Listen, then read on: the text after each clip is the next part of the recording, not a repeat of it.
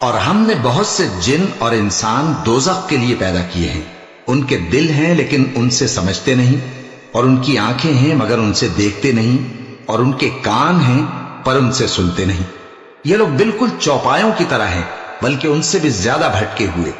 یہی وہ ہیں جو غفلت میں پڑے ہوئے ہیں، اور اللہ کے سب نام اچھے ہی اچھے ہیں، تو اس کو انہی ناموں سے پکارا کرو، اور جو لوگ اس کے ناموں میں کجی اختیار کرتے ہیں ان کو چھوڑ دو۔ وہ جو کچھ کر رہے ہیں ان قریب اس کی سزا پائیں گے۔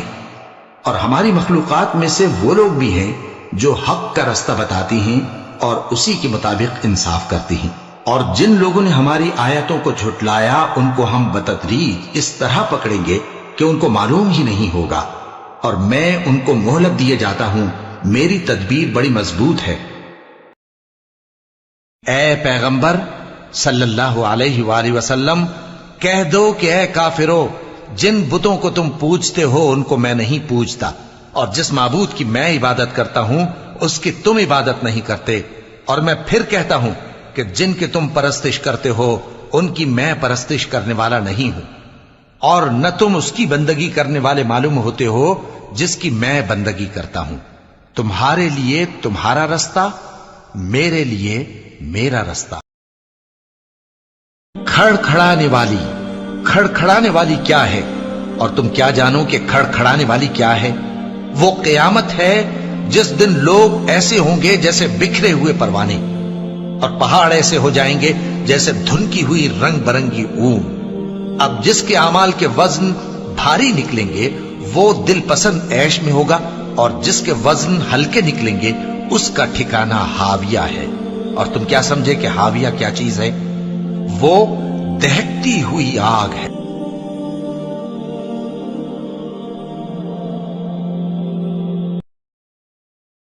مومنو، اپنے گھروں کے سوا دوسرے لوگوں کے گھروں میں گھر والوں سے اجازت لیے اور ان کو سلام کیے بغیر داخل نہ ہوا کرو، یہ تمہارے حق میں بہتر ہے، اور ہم یہ نصیحت اس لیے کرتے ہیں کہ شاید تم یاد رکھو۔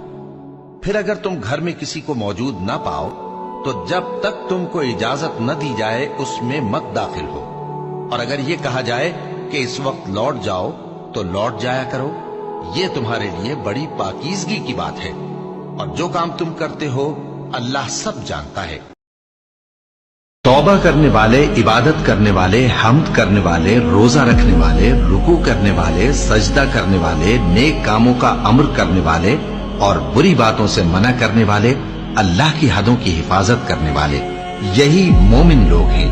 اور اے پیغمبر، مومنوں کو بہشت کی خوشخبری سنا دو۔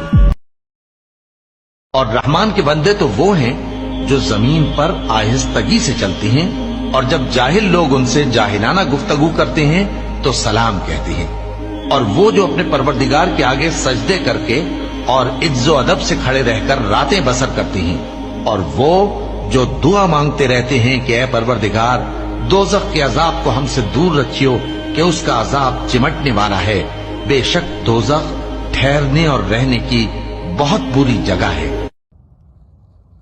اللہ نے فرمایا کہ اے ابلیس، جس شخص کو میں نے اپنے ہاتھوں سے بنایا اس کے آگے سجدہ کرنے سے تجھے کس چیز نے منع کیا؟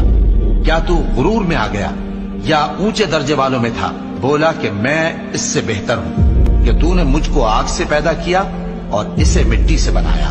فرمایا بس یہاں سے نکل جا، تو مردود ہے اور تجھ پر قیامت کے دن تک میری لعنت پڑتی رہے گی۔